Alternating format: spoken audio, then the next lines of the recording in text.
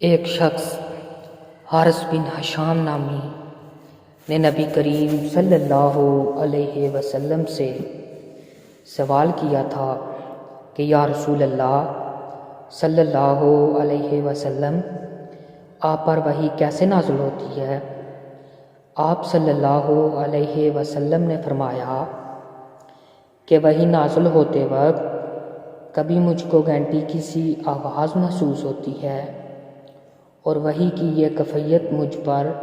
بہت شاق گزرتی ہے۔ جب یہ کیفیت ختم ہوتی ہے تو میرے دل و دماغ پر اس فرشتے کے ذریعے نازل شدہ وحی محفوظ ہو جاتی ہے،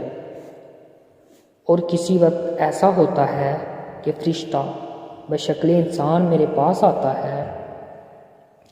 اور مجھ سے کلام کرتا ہے، بس میں اس کا کہا ہوا یاد رکھ لیتا ہوں۔ حضرت عائشہ رضی اللہ تعالی عنہا کا بیان ہے کہ میں نے سخت کڑاکے کی سردی میں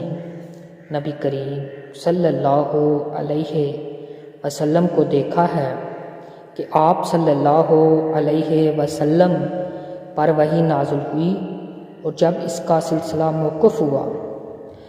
بند ہوا تو آپ صلی اللہ علیہ وسلم کی پیشانی